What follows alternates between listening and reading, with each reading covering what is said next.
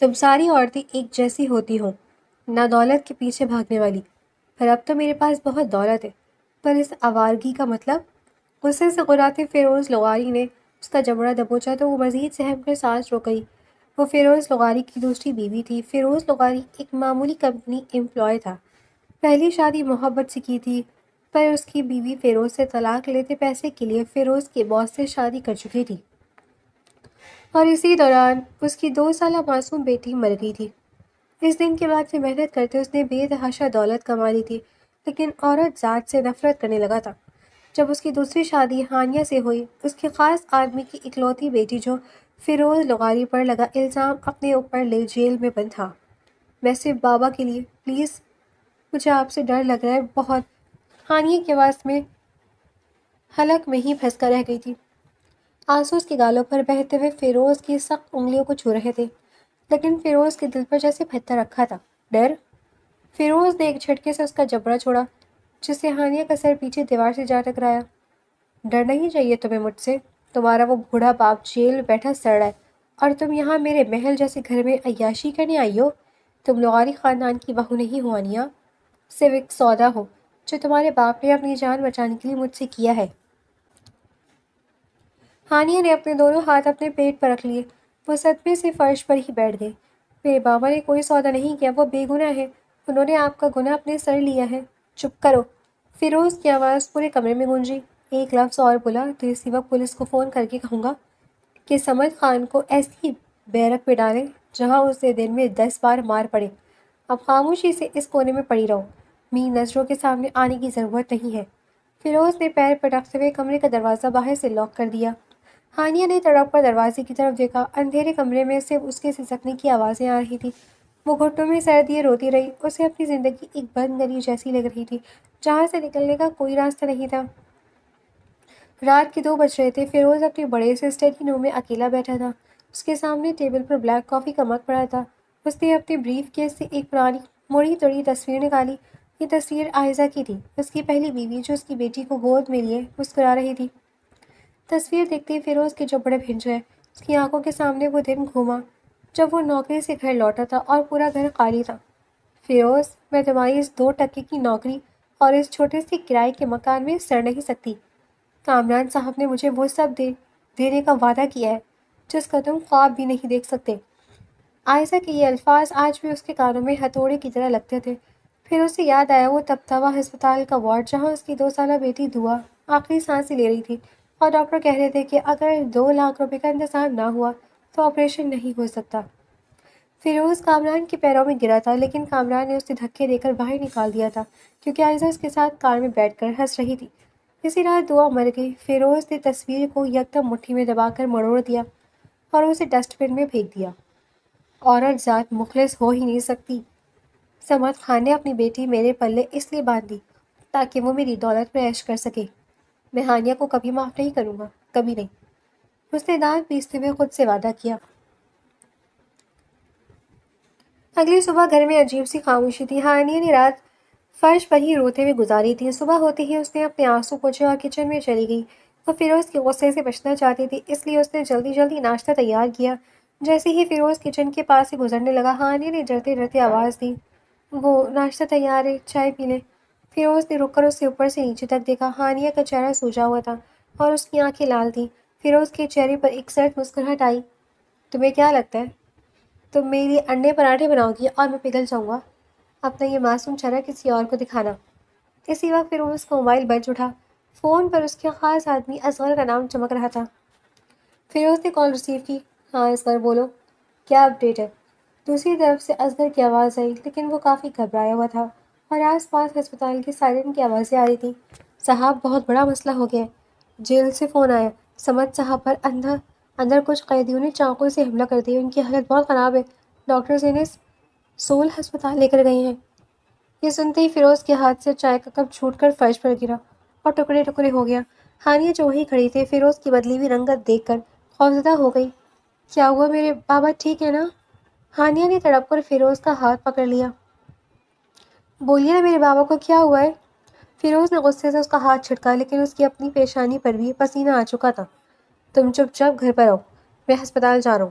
میں بھی آؤں گی، پلیز مجھے اپنے بابا کے پاس جانے دیں، خدا کے لیے مجھ پر رحم کریں۔ ہانیہ روتے ہوئے اس کے پیچھے بھاگی، لیکن فیروز نے باہر نکل کر زور سے مین گیٹ بند کر دیا اور اپنی گاڑی اسٹارٹ کر کے تیزی سے نکل گیا۔ ہانیہ وہیں گیٹ کے پاس بیٹھ کر پھوٹ پھوٹ کر رونے لگی۔ اس کا اس دنیا میں سمد خان کے علاوہ کوئی نہیں تھا۔ سول ہسپتال کے ایمرجنسی وارڈ کے باہر فیروز تیز تیز قدموں سے ٹہل رہا تھا۔ اصغر وہاں پہلے سے ہی موجود تھا، اس کے کپڑوں پر خون کے کچھ دھبے تھے۔ کیسے ہوا یہ سب اصغر؟ جیل کے اندر سمد خان پر حملہ کون کر سکتا ہے؟ وہ تو کسی سے بات بھی نہیں کرتا تھا۔ فیروز نے دھیمی لیکن غصیلے لہجے میں پوچھا۔ صاحب، جیلر کہہ رہے ہیں کہ یہ کوئی عام لڑائی نہیں تھی، کسی نے اندر قیدیوں کو پیسے دے کر سمد خان کو راستے سے ہٹانے کا پلان بنایا تھا۔ سمد خان کے پیٹ پر 3 وار کیے گئے، خون بہت بہہ چکا ہے۔ اصغر نے ادھر ادھر دیکھتے ہوئے سرگوشی کی۔ اسی وقت آپریشن تھیٹر کا دروازہ کھلا اور ڈاکٹر باہر آیا۔ فیروز فوراً اس کی طرف لپکا۔ ڈاکٹر، کیا پوزیشن ہے؟ ڈاکٹر نے اپنے دستانے اتارتے ہوئے گہرا سانس لیا۔ حالت بہت تشویشناک ہے، ہم نے خون بہنا تو روک دیا، لیکن وہ بار بار کسی سرخ ڈائری کا نام لے رہے ہیں اور کہہ رہے ہیں کہ وہ فیروز سے ملنا چاہتے ہیں۔ آپ ہی فیروز ہیں؟ جی میں ہی فیروز ہوں، فیروز نے کہا۔ ان کے پاس وقت بہت کم ہے، آپ اندر جا سکتے ہیں، لیکن صرف 2 منٹ کے لیے۔ ڈاکٹر نے اجازت دے دی۔ فیروز جیسے ہی اندر جانے لگا، اس کے دل میں ایک عجیب سی گھبراہٹ پیدا ہوئی۔ سمد خان آخر سرخ ڈائری کا ذکر کیوں کر رہا تھا؟ اس ڈائری کا راز تو صرف فیروز کو معلوم تھا۔ ہانیہ گھر کے لاؤنج میں بدحواسوں کی طرح چکر کاٹ رہی تھی۔ اس کا رو رو کر برا حال ہو چکا تھا۔ اس نے کئی بار فیروز کو فون کرنے کی کوشش کی، لیکن فیروز نمبر مسلسل وہ کاٹ رہا تھا۔ اچانک ہانیہ کے اپنے فون پر ایک گمنام نمبر سے کال آئی۔ ہانیہ نے جلدی سے فون اٹھایا۔ ہیلو فیروز صاحب، میرے بابا کیسے ہیں؟ دوسری طرف سے کوئی مرد بول رہا تھا، لیکن اس کی آواز بہت بھاری تھی، جیسے وہ جان بوجھ کر اپنی آواز بدل رہا ہو۔ میں فیروز نہیں ہوں ہانیہ، لیکن میں تمہارے باپ کا خیر خواہ ہوں۔ ہانیہ سہم گئی۔ کون ہے آپ؟ اور میرے بابا کے بارے میں آپ کو کیسے پتا؟ تمہارا باپ اس وقت ہسپتال میں زندگی اور موت کی جنگ لڑ رہا ہے، اور اسے اس حال تک پہنچانے والا کوئی اور نہیں، تمہارا شوہر فیروز لغاری ہے۔ فون میں موجود شخص نے سردی سے کہا۔ جھوٹ، یہ جھوٹ ہے۔ فیروز، آپ ایسا کیوں کریں گے؟ میرے بابا نے تو ان کا ساتھ دیا تھا۔ ہانیہ چلائی۔ ساتھ دیا تھا؟ یہ فیروز نے اسے مجبور کیا تھا۔ ہانیہ، فیروز لغاری تم سے اور تمہارے باپ سے نفرت کرتا ہے۔ اگر اپنے باپ کو زندہ دیکھنا چاہتی ہو تو فیروز کے اسٹڈی روم میں جاؤ، وہاں ایک چھپی ہوئی سرخ رنگ کی ڈائری ہے، اس ڈائری کو ڈھونڈو، اس میں تمہارے باپ کی بے گناہی اور فیروز کے سارے کالے کرتوت لکھے ہیں۔ اگر وہ ڈائری تمہیں نہ ملی تو اگلی بار ہسپتال سے تمہارے باپ کی لاش ہی باہر آئے گی۔ اس سے پہلے کہ ہانیہ کچھ اور پوچھتی، لائٹ کٹ گئی۔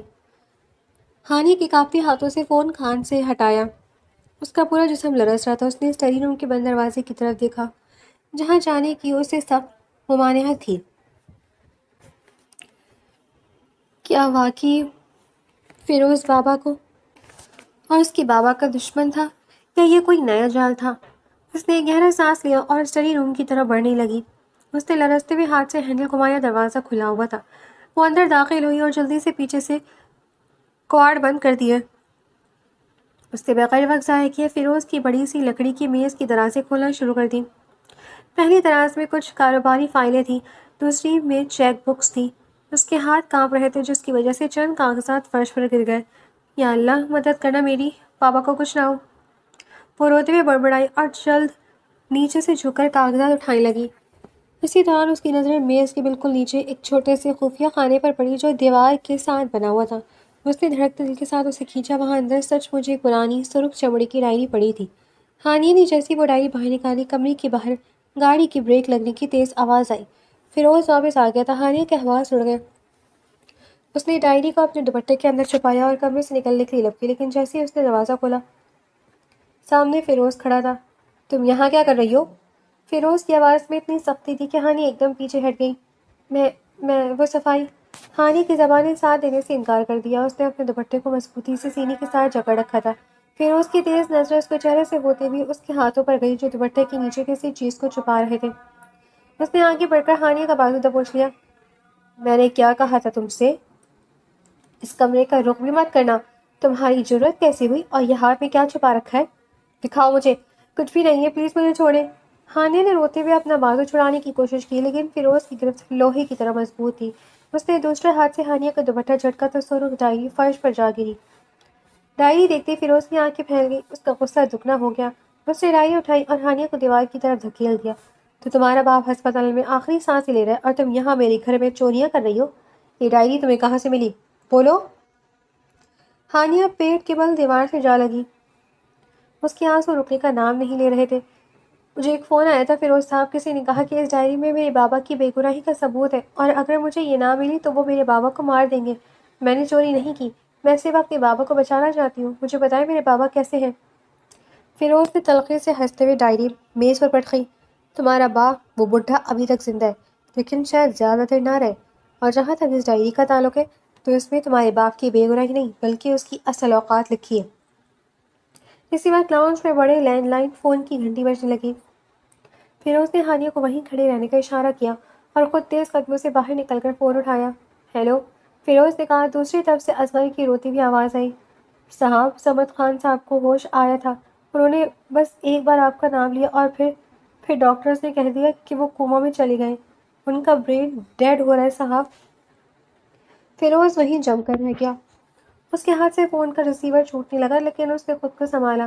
سمد خان کا اس طرح کوما میں جانا فیروز کے لیے ایک بہت بڑا جھٹکا تھا، کیونکہ وہ راز اب سمد خان کے سینے میں ہی دفن ہو چکا تھا، جس کی وجہ سے وہ جیل گیا تھا۔ ہانیہ جو اسٹڈی روم کے دروازے پر آ کر کھڑی ہو چکی تھی، فیروز کے چہرے کے تاثرات دیکھ کر سب سمجھ گئی۔ وہ بھاگتی ہوئی فیروز کے پاس آئی۔ کیا ہوا فیروز صاحب؟ میرے بابا ٹھیک ہے نا؟ آپ خاموش کیوں ہیں؟ بولے نا خدا کے لیے۔ فیروز نے ایک گہرا سانس لیا اور ریسیور واپس رکھتے ہوئے ہانیہ کی طرف دیکھا۔ اس کی آواز میں اب غصہ نہیں بلکہ ایک عجیب سی سردی تھی۔ وہ کوما میں چلے گئے، اب شاید کبھی ہوش میں نہ آئے۔ ہانیہ نے اپنے دونوں ہاتھ اپنے منہ پر رکھ لیے۔ اس کی چیخ نکل گئی۔ نہیں، ایسا نہیں ہو سکتا، بابا مجھے اکیلا نہیں چھوڑ سکتے، یہ سب آپ کی وجہ سے ہوا ہے، آپ نے انہیں جیل بھیجا، آپ ان کی دشمن ہیں۔ وہ فیروز کے سینے پر اپنے چھوٹے چھوٹے ہاتھوں سے مارنے لگی۔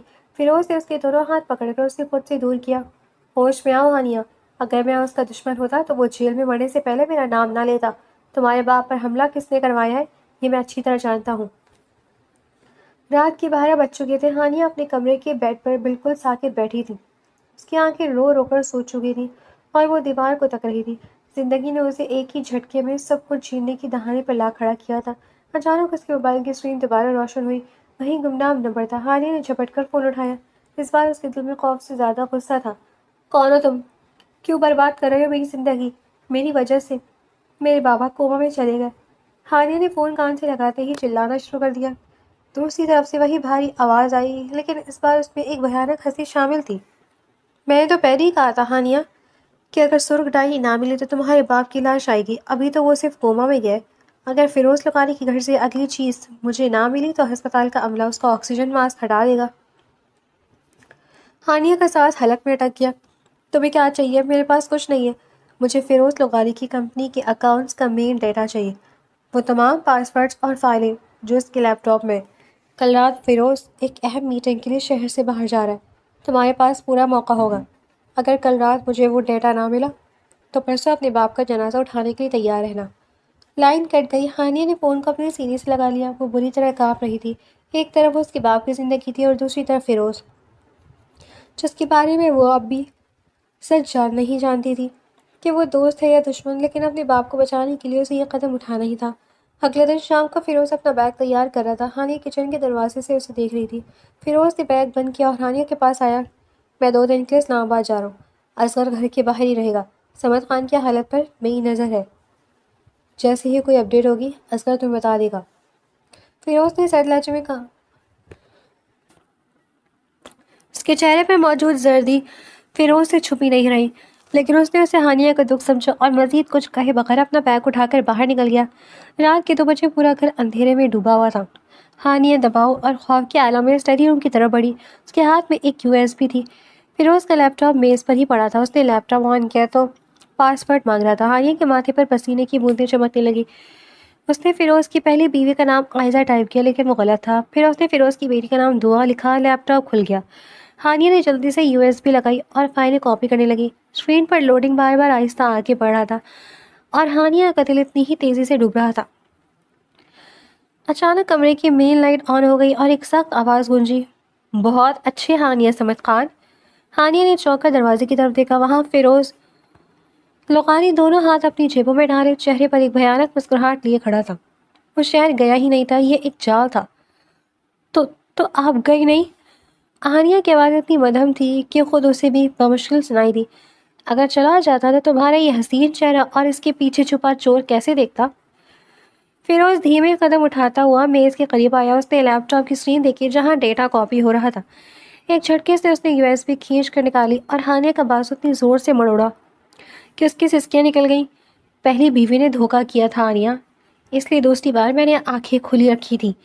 تم جیسے لوگ سمجھتے ہو کہ فیروز لغاری کو بیوقوف بنانا آسان ہے؟ بولو، کس کے لیے ڈیٹا چوری کر رہی تھی؟ کون ہے وہ؟ فیروز نے غرا کر پوچھا۔ مجھے جانے دے فیروز صاحب، میرے بابا کی جان خطرے میں۔ اگر میں یہ ڈیٹا اسے نہ دیتی تو وہ ہسپتال میں میرے بابا کا آکسیجن ماسک ہٹا دیتے۔ ہانیہ درد سے اور خوف سے روتے ہوئے فرش پر گر پڑی۔ ڈرامے بند کرو اپنے، صمد خان کوما میں ہے اور تم یہاں میری کمپنی برباد کرنے کا سودا کر رہی ہو۔ اب تم اسی وقت جیل جاؤ گی، اپنے باغ کے پاس۔ پھر اس نے جیب سے موبائل نکالا۔ خدا کے لیے ایسا مت کرے، میں جھوٹ نہیں بول رہی، میرے فون پر ابھی بھی اس کا نمبر ہے، آپ خود دیکھ لیں۔ ہانیہ نے کانپتے ہاتھوں سے اپنا موبائل فیروز کی طرف بڑھایا۔ فیروز نے غصے سے فون جھپٹا اور آخری نمبر دیکھا۔ وہ کوئی نان لسٹڈ گمنام نمبر تھا۔ فیروز نے اسی وقت وہ نمبر اپنے فون پر ڈائل کیا، لیکن دوسری طرف سے بیل جاتی رہی اور پھر فون بند ہو گیا۔ فیروز کا شب اب یقین میں بدل رہا تھا کہ کوئی نہ کوئی تیسرا بندہ ہے جو ہانیہ کو مہرہ کے طور پر استعمال کر رہا ہے۔ یہ نمبر کس کا ہے؟ فیروز نے سرد لہجے میں پوچھا۔ میں نہیں جانتی، وہ اپنی آواز بدل کر بات کرتا ہے۔ اس نے پہلی بار تب فون کیا تھا جب بابا پر حملہ ہوا تھا۔ اسے پتا تھا کہ بابا ہسپتال میں، اسے یہ پتا تھا کہ آپ نے اسٹڈی روم میں سرخ ڈائری ہے۔ ہانیہ نے فرش پر بیٹھتے بیٹھتے اپنے آنسو پوچھے۔ فیروز نے سرخ ڈائری کی طرف دیکھا، پھر ہانیہ کی طرف۔ اگر یہ سچ ہے تو وہ بندہ میرے بہت قریب ہے، اسے میری ایک ایک چیز کا پتہ ہے۔ لیکن ہانیہ، تم نے مجھ سے بات کرنے کے بجائے چوری کا راستہ کیوں چنا؟ کیونکہ آپ میرے بابا کے دشمن ہیں۔ آپ نے خود کہا تھا کہ اس ڈائری میں میرے بابا کی اوقات لکھی ہے۔ مجھے لگا آپ ہی ان کو مارنا چاہتے ہیں۔ ہانیہ کی آواز میں اب دکھ اور شکوہ تھا۔ فیروز نے گہرا سانس لیا اور لیپ ٹاپ بند کر دیا۔ تم ابھی تک سچ نہیں جانتی ہانیہ، اور شاید ابھی وہ وقت بھی نہیں آیا۔ اب چپ چاپ اپنے کمرے میں جاؤ۔ اگر دوبارہ تم نے کوئی ہوشیاری کی تو یاد رکھنا، انجام بہت برا ہوگا۔ اگلی صبح ہانیہ لاؤنج میں بیٹھی تسبیح پڑھ رہی تھی کہ اچانک باہر شور شرابے کی آوازیں آئیں۔ مین گیٹ زور سے کھلا اور گاڑیوں کے رکنے کی آوازیں آئیں۔ ہانیہ نے کھڑکی سے جھانک کر دیکھا تو باہر پولیس کی 2 گاڑیاں کھڑی تھیں اور چند پولیس والے اندر آ رہے تھے۔ ہانیہ گھبرا کر کچن کی طرف بھاگی جہاں فیروز ناشتے کی میز پر بیٹھا تھا۔ فیروز صاحب، باہر پولیس آئی ہے۔ فیروز کے چہرے پر کوئی حیرت نہیں تھی۔ وہ سکون سے اٹھا اور لاؤنج کی طرف بڑھا۔ جیسے ہی وہ وہاں پہنچا، ایک پولیس انسپکٹر اپنے 2 کانسٹیبل کے ساتھ اندر داخل ہوا۔ فیروز لغاری؟ انسپکٹر نے پوچھا۔ جی فرمائیے، فیروز نے سنجیدگی سے کہا۔ آپ کے خلاف آپ کی کمپنی میں کروڑوں روپے کی غبن اور منی لانڈرنگ کا کیس درج ہوا ہے، اور شکایت کسی اور نے نہیں بلکہ آپ نے اپنے پارٹنر اور اسی کمپنی کے شیئر ہولڈر نے کی ہے۔ یہ رہا آپ کا گرفتاری کا وارنٹ۔ انسپکٹر نے کاغذ آگے بڑھایا۔ ہانیہ یہ سن کر سکتے میں آ گئی۔ یہ جھوٹ ہے، فیروز صاحب ایسا کچھ نہیں کر سکتے۔ تم بیچ میں مت بول ہانیہ۔ فیروز نے اسے روکتے ہوئے انسپکٹر کی طرف دیکھا۔ کس نے کیا یہ شکایت؟ عدالت میں سب پتہ چل جائے گا، ابھی آپ کو ہمارے ساتھ چلنا ہوگا۔ انسپکٹر نے کانسٹیبل کو اشارہ کیا جس نے فیروز کے ہاتھوں میں ہتھکڑی پہنا دی۔ ہانیہ کھڑی یہ سب دیکھ رہی تھی۔ فیروز نے جاتے جاتے ہانیہ کی طرف ایک گہری نظر ڈالی جس میں غصہ نہیں بلکہ ایک عجیب سی تنبیہ تھی۔ پولیس فیروز کو لے کر جا چکی تھی اور پورا گھر سنسان ہو چکا تھا۔ ہانیہ صوفے پر سر پکڑ کر بیٹھ گئی۔ اسے سمجھ نہیں آ رہا تھا کہ یہ سب کیا ہو رہا ہے۔ رات کو اس سے ڈیٹا چوری کروایا جا رہا تھا اور صبح فیروز گرفتار ہو گیا۔ اچانک اس کے موبائل پر دوبارہ اسی گمنام نمبر سے میسج آیا۔ ہانیہ نے دھڑکتے دل سے میسج کھولا۔ دیکھ لیا ہانیہ، فیروز لغاری کا غرور خاک میں مل گیا۔ تم نے ڈیٹا چوری نہیں کیا، لیکن فیروز کو مٹانے کے لیے میرے پاس اور بھی راستے ہیں۔ اب اگر اپنے باپ کی زندگی کی خیر چاہتی ہو تو گھر سے باہر نکلو۔ ایک کالی گاڑی باہر کھڑی ہے، اس پہ بیٹھ جاؤ۔ اب فیروز لغاری تمہیں کبھی نہیں بچا پائے گا۔ ہانیہ نے جلدی سے کھڑکی کا پردہ ہٹایا۔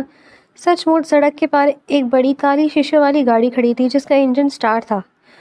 ہانیہ قدم گھٹنے لگا۔ وہ اکیلی تھی، اصغر بھی کہیں غائب تھا۔ اگر وہ گاڑی میں نہیں جاتی تو اس کے بابا کو ہاسپٹل میں مار دیا جاتا، اور اگر وہ جاتی تو نہ جانے اس کے ساتھ کیا ہونے والا تھا۔ اس نے اپنے آنسو صاف کیے، چادر اڑی اور کانپتے قدموں سے مین گیٹ کی طرف بڑھنے لگی۔ ہر قدم پر اسے لگ رہا تھا کہ وہ کسی دلدل میں اتر رہی ہے۔ ہانیہ جیسی گاڑی کے قریب پہنچی، پچھلا دروازہ خود بخود کھل گیا۔ ہانیہ نے ایک لمحے کے لیے آسمان کی طرف دیکھا، اللہ کا نام لیا اور اندر بیٹھ گئی۔ گاڑی فوراً تیز رفتاری سے آگے بڑھ گئی۔ گاڑی کے اندر اندھیرا تھا اور خوشبو بہت تیز تھی۔ سامنے والی سیٹ پر ایک اچھے سوٹ میں ملبوس شخص بیٹھا تھا، جس کے بال سفید تھے لیکن اس کے چہرے پر ایک چالاک مسکراہٹ تھی۔ اس نے گردن گھما کر ہانیہ کی طرف دیکھا۔ خوش آمدید ہانیہ بیٹی، آخرکار تم نے عقل مندی کا مظاہرہ کیا، اس شخص نے کہا۔ یہ وہی بھاری آواز تھی جو فون پر آتی تھی۔ کون ہے آپ اور میرے بابا سے آپ کی کیا دشمنی ہے؟ ہانیہ نے خود کو مضبوط کرتے ہوئے پوچھا۔ وہ شخص ہلکا سا ہنسا۔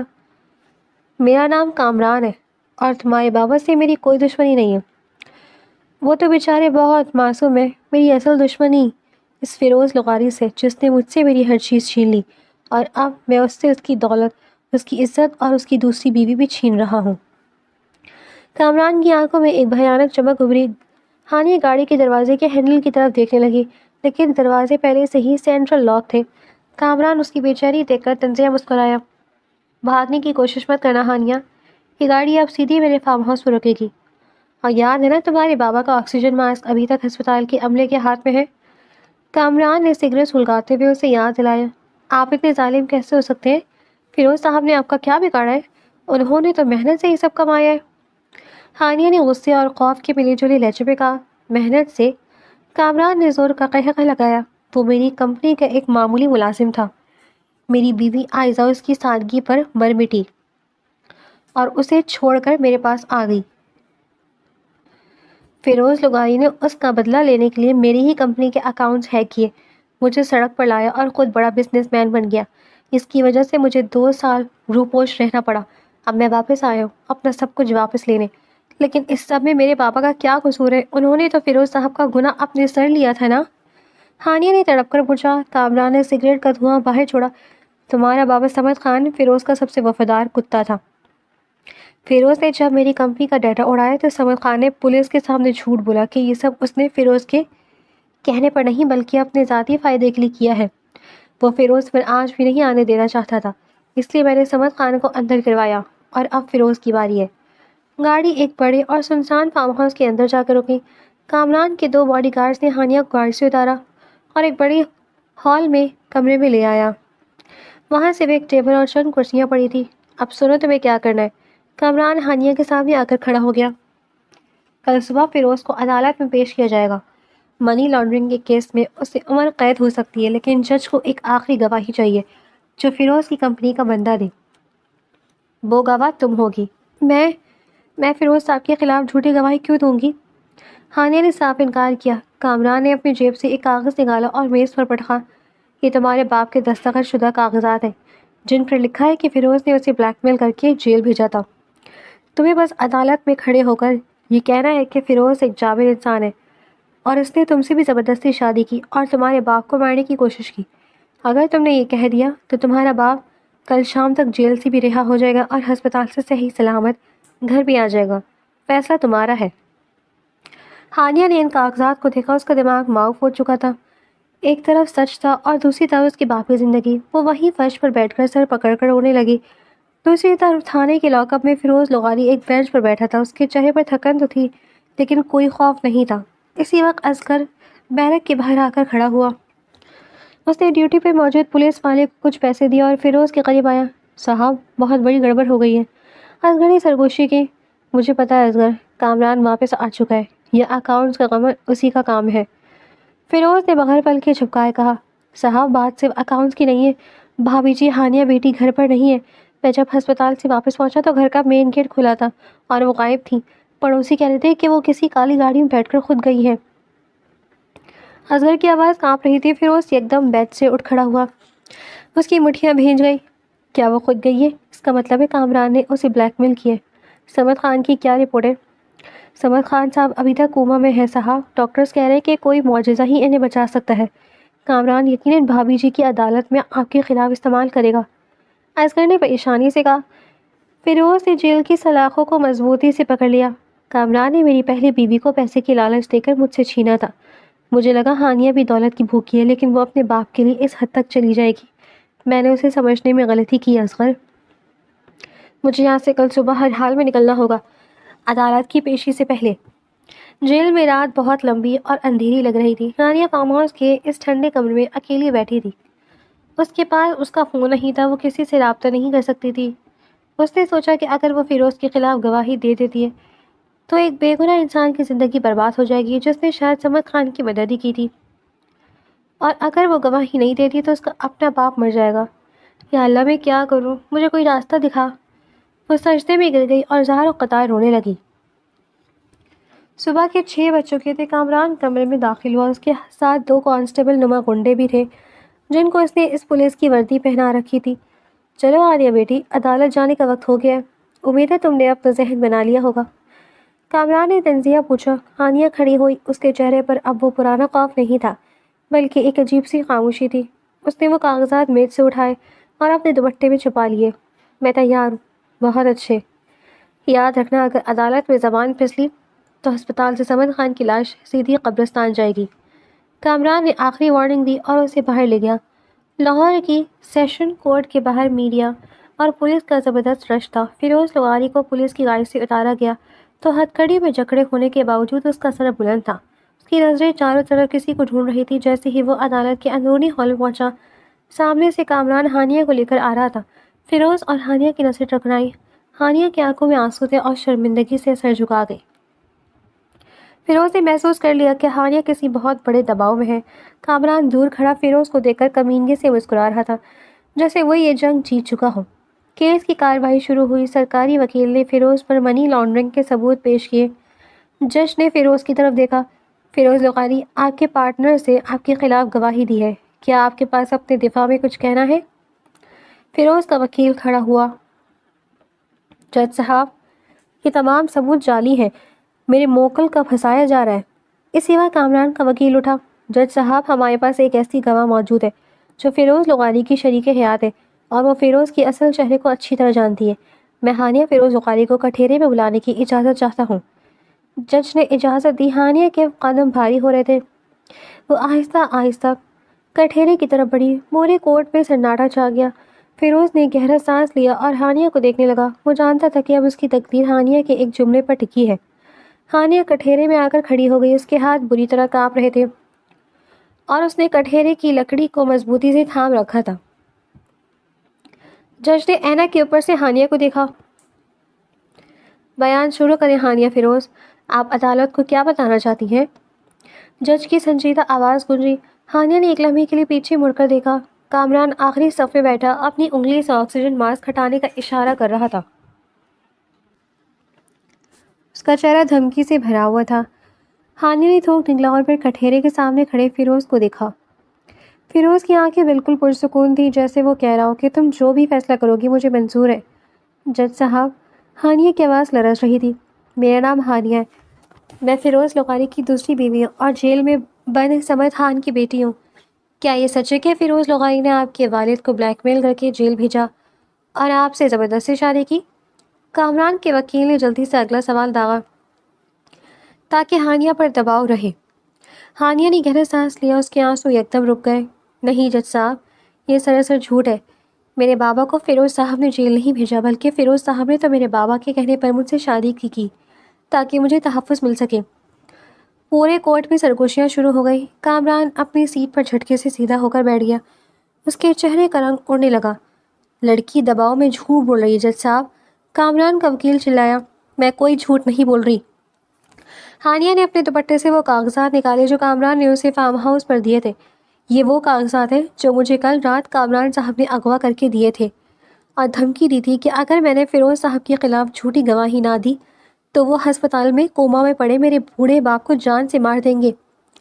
جج نے فوراً پولیس کو وہ کاغذات اپنے پاس لانے کا حکم دیا۔ کورٹ روم میں ہنگامہ کھڑا ہو گیا۔ کامران نے جب دیکھا کہ بازی پلٹ رہی ہے تو وہ چپکے سے اپنی سیٹ سے اٹھا اور پچھلے دروازے سے باہر نکل گیا۔ عدالت نے ہانیہ کے بیان اور ان جعلی کاغذات کی روشنی میں کیس کی اگلی سماعت 2 دن کے لیے ملتوی کر دی اور فیروز کی ضمانت منظور کر لی تاکہ وہ اپنے دفاع میں مزید ثبوت لا سکے۔ جیسے ہی فیروز اور ہانیہ عدالت کی عمارت سے باہر نکلے، فیروز نے ہانیہ کا ہاتھ پکڑ کر اسے ایک طرف کیا۔ اس کے چہرے پر حیرت اور ایک الگ ہی جذبہ تھا۔ تم نے کیا کیا ہانیہ؟ تم نے اپنی اور اپنے باپ کی جان خطرے میں ڈال دی۔ کامران بہت خطرناک آدمی ہے، وہ سمد خان کو کچھ بھی کر سکتا ہے۔ فیروز کی آواز میں غصے سے زیادہ اب ہانیہ کے لیے فکر تھی۔ میں ایک گناہ کو بسا کر اپنے بابا کی زندگی کی بھیک نہیں مانگ سکتی فیروز صاحب۔ میرے بابا نے مجھے ہمیشہ سچ کا ساتھ دینا سکھایا ہے۔ اب جو ہوگا اللہ مالک ہے، ہانیہ نے روتے ہوئے کہا۔ اسی وقت اصغر ہاپتا ہوا ان کے پاس بھاگا آیا۔ صاحب غضب ہو گیا، کامران کے آدمیوں نے سول ہسپتال پر حملہ کر دیا، وہ صمد خان کو وہاں سے نکال کر لے جانے کی کوشش کر رہی ہیں۔ فیروز کا خون کھول اٹھا۔ اصغر گاڑی نکالو، ہانیہ تم یہیں کورٹ کی سیکیورٹی میں رہو گی، نہیں میں بھی آپ کے ساتھ آؤں گی۔ ہانیہ نے ضد کی تو فیروز نے اسے منع نہیں کیا اور وہ تینوں تیزی سے گاڑی کی طرف بڑھے۔ سول ہسپتال کے ICU وارڈ کے باہر دو نرسیں خوف سے کونے میں چھپی کھڑی تھیں۔ وہاں کا سیکیورٹی گارڈ زمین پر زخمی پڑا تھا۔ کامران خود وہاں موجود تھا اور اس کا ایک گنڈا صمد خان کے اسٹریچر کو باہر نکال رہا تھا۔ جلدی کرو، اس بھٹے کو گاڑی میں ڈالو، فیروز لغاری اب ہمیں ڈھونڈتا ہی رہ جائے گا، کامران نے غصے سے کہا۔ اسی وقت راہداری کے آخر سے فیروز، ہانیہ اور اصغر پہنچ گئے۔ کامران، فیروز کی آواز پورے ہسپتال میں گونجی۔ کامران نے مڑ کر دیکھا اور کمینگی سے ہنسا۔ آ گئے فیروز لغاری، تم نے کیا سوچا تھا کہ وہ لڑکی عدالت میں سچ بول کر تمہیں بچا لے گی؟ میں نے کہا تھا نا میں تم سے تمہاری ہر چیز چھین لوں گا۔ بابا، ہانیہ نے اسٹریچر پر پڑے اپنے نیم بے ہوش باپ کو دیکھا تو اس کی چیخ نکل گئی۔ وہ آگے بڑھنے لگی لیکن کامران کے آدمی نے اس کے سامنے پسٹل تان لی۔ پیچھے ہٹ جاؤ ورنہ یہیں ڈھیر کر دوں گا، گنڈے نے دھمکی دی۔ فیروز ایک قدم آگے بڑھا۔ کامران، دشمنی تمہاری مجھ سے ہے، عائزہ تمہارے پاس اپنی مرضی سے گئی تھی، میں نے تمہارا بزنس اس لیے تباہ کیا کیونکہ تم نے میری معصوم بیٹی دعا کو ہسپتال میں مرنے کے لیے چھوڑ دیا تھا۔ تم نے ایک باپ سے اس کا بچہ چھینا تھا، میں نے صرف تمہاری دولت چھینی۔ اس معصوم لڑکی اور اس کی بوڑھے باپ کا اس میں کیا قصور ہے؟ کامران کے چہرے پر دعا کا نام سن کر ایک پل کے لیے ہچکچاہٹ آئی لیکن پھر اس کا غصہ دوبارہ بڑھ گیا۔ مجھے تمہاری کہانیوں سے کوئی غرض نہیں ہے، صمد خان کے پاس میری کمپنی کے وہ اصلی شیئرز کے کاغذات ہیں جو تم نے چھپائے تھے، وہ کاغذات مجھے دو ورنہ میں ابھی اس کا آکسیجن ماسک اتار دوں گا۔ صمد خان نے ہسپتال کے بیڈ پر ہلکی سی حرکت کی، اس کی آنکھیں دھندلی سی کھلی اور اس نے ہانیہ کو دیکھا۔ ہانیہ، اس کے حلق سے کمزور سی آواز نکلی، بابا میں یہی ہوں۔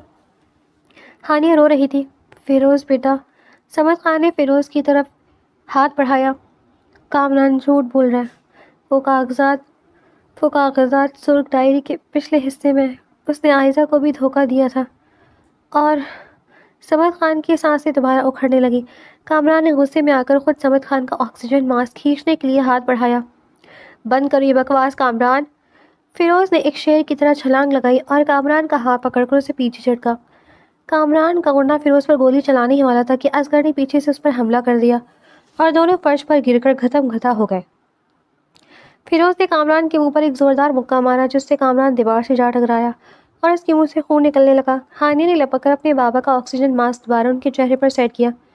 ہسپتال کے کوریڈور میں پولیس کے سائرن کی آواز ہی گونجنے لگی۔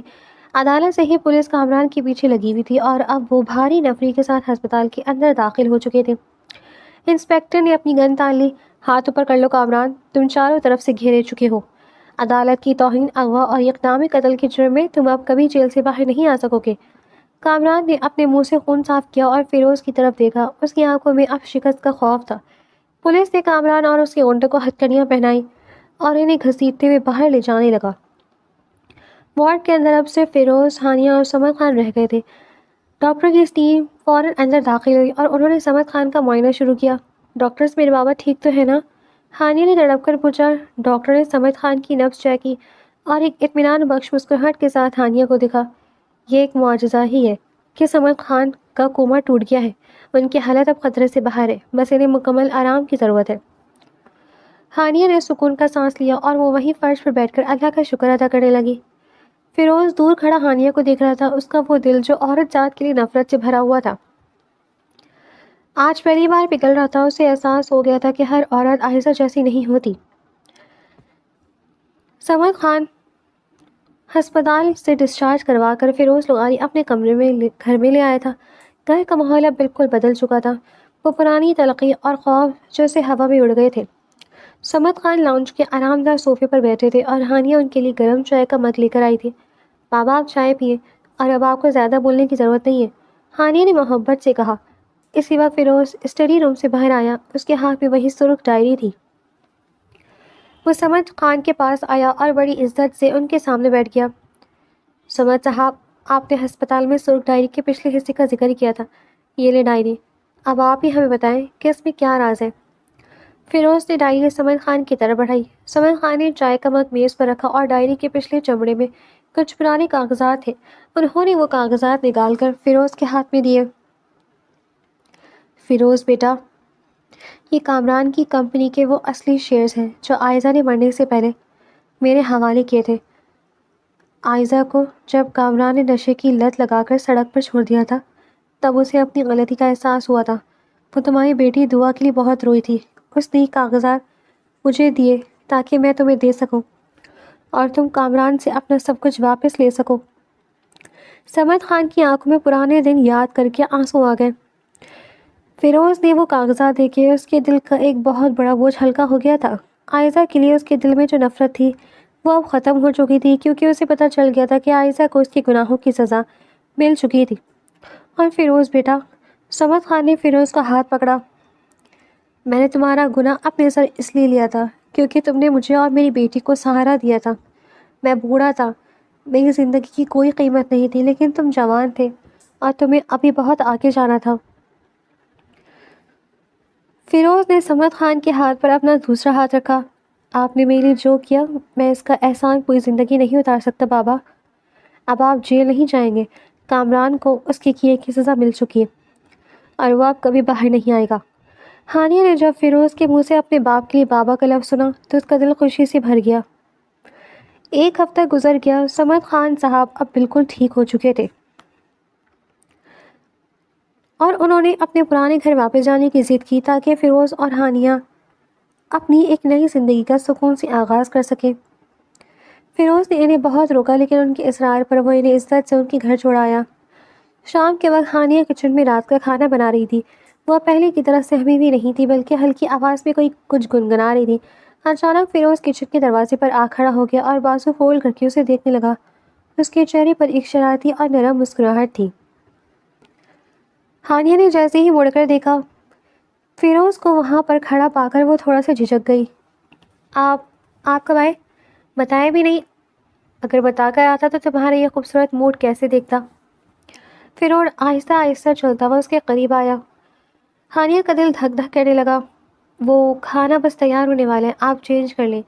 ہانیہ نے نظریں جھکاتے ہوئے چمچ ہلانا شروع کیا۔ فیروز نے آگے بڑھ کر چولہا بند کیا اور ہانیہ کے ہاتھ سے چمچ لے کر میز پر رکھ دیا۔ اس نے ہانیہ کے دونوں ہاتھ اپنے ہاتھوں میں لیے۔ ہانیہ نے چونک کر فیروز کی طرف دیکھا۔ ہانیہ مجھے معاف کر دو۔ فیروز کی آواز بہت دھیمی اور مخلص تھی۔ کس لیے؟ ہانیہ نے پوچھا۔ اس لیے کہ میں نے تمہیں شروع میں بہت دکھ دیے، تمہارا جبڑا دبوچا، تم پر چلایا، میں عورت ذات سے نفرت کرنے لگا تھا اور مجھے لگا تم ابھی دولت کے لیے میرے پاس آئی ہو، لیکن تم نے عدالت میں اپنی اور اپنے باپ کی جان داؤں پر لگا کر مجھے بچایا۔ تم نے مجھے سکھایا کہ ہر عورت ایک جیسی نہیں ہوتی، تم بہت خاص ہو ہانیہ۔ فیروز نے اس کے ہاتھوں کو ہلکا سا جھٹکا دے کر اسے اپنے قریب کیا۔ ہانیہ کی آنکھوں میں خوشی کے آنسو آ گئے۔ میں نے آپ سے کہا تھا نا فیروز صاحب کہ آپ برے نہیں ہیں، بس آپ کا ماضی برا تھا، مجھے آپ سے کوئی شکایت نہیں ہے۔ فیروز صاحب نہیں، صرف فیروز۔ فیروز نے مسکرا کر اس کا آنسو اپنے انگوٹھے سے صاف کیا۔ ہانیہ نے شرما کر اپنا سر فیروز کے سینے پر رکھ دیا اور فیروز نے اسے اپنی باہوں کے حصار میں لے لیا۔ اگلے دن اتوار تھا اور موسم بہت خوشگوار تھا۔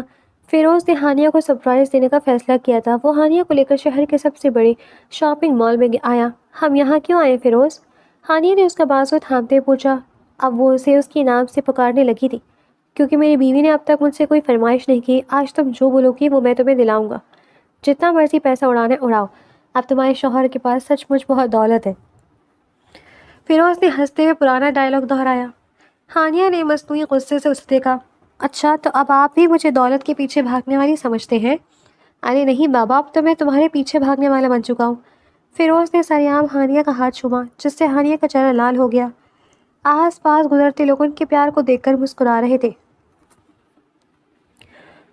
انہوں نے سمد خان صاحب کے لیے بہت سارے تحائف خریدے۔ ہانیہ نے اپنے لیے کچھ اچھے سوٹ لیا اور پھر وہ دونوں آئس کریم پارلر میں بیٹھ گئے۔ فیروز ہانیہ کو چمچ سے آئس کریم کھلا رہا تھا اور ہانیہ کھل کھلا کر ہنس رہی تھی۔ رات کو وہ دونوں گھر واپس آ گئے۔ ہانیہ لاؤنج کے صوفے پہ بیٹھی تھکن سے اپنی ٹانگیں سیدھی کر رہی تھی کہ فیروز اپنے ہاتھ میں مٹی کا ایک چھوٹا سا گملہ لیے اندر آیا جس پہ چنبیلی کا ایک چھوٹا سا پودا لگا تھا۔ یہ کیا ہے فیروز؟ ہانیہ نے اٹھتے ہوئے پوچھا۔ فیروز نے وہ گملہ لاؤنج کی بڑی کھڑکی کے پاس رکھا جہاں سے چاند کی روشنی اندر آ رہی تھی۔ وہ ہانیہ کے پاس آیا اور اس کا ہاتھ پکڑ کر کھڑکی کے قریب لے گیا۔ ہانیہ، یہ چنبیلی کا پودا ہماری نئی زندگی کی شروعات کا نشان ہے۔ جیسے جیسے یہ بڑھے گا اس کی خوشبو ہمارے اس گھر کو مہکائے گی۔ ماضی میں جو تلخی تھی وہ چلی گئی، اب اس گھر میں صرف محبت، سکون اور تمہاری ہنسی ہوگی۔ فیروز نے ہانیہ کے پیشانے پر محبت سے اپنے ہونٹ رکھ دیے۔ ہانیہ نے فیروز کے سینے پر ہاتھ رکھا اور باہر چمکتے ہوئے چاند کو دیکھا۔ اسے یقین نہیں آ رہا تھا کہ جو سفر اتنی خوف اور نفرت سے شروع ہوا تھا اس کا انت اتنا خوبصورت اور دلکش ہوگا۔